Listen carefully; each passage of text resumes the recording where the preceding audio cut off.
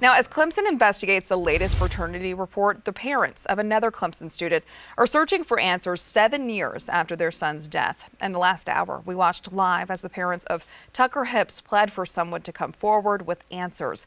Tucker was found dead in Lake Hartwell after going on an early morning run with his fraternity. Fox Carolina's Grace Runkel is live in Clemson. Grace, what else came out of that press conference?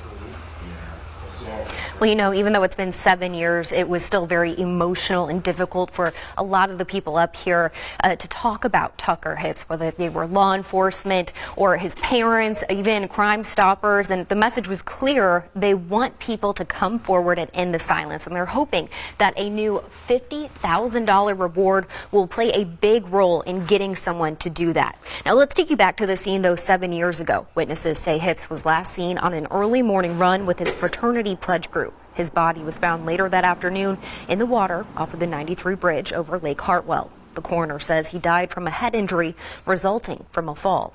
Today, Tucker's parents, a documentary film crew, and the Coney County Sheriff's Office all said that there's been little to no cooperation with the other fraternity members. Cindy Hipps says they are as dedicated to the cause today as they were on day one. It's a big loss for us and I wasn't going to cry, because he was our only child, and we waited.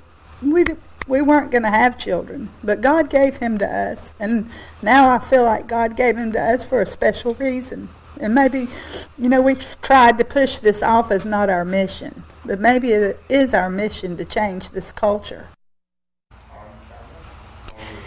Now, Cindy says that she actually talked at Clemson last night to different fraternity members, and she says this morning she was not aware that another fraternity, what we just told you about, was actually suspended on Clemson University's campus just yesterday pending that inquiry. So that's something that we're going to stay on top of. But we also want to direct you to our Fox Carolina News app, because we have the whole live press conference for you there. We also tell you how you can report a tip if you have one in this case.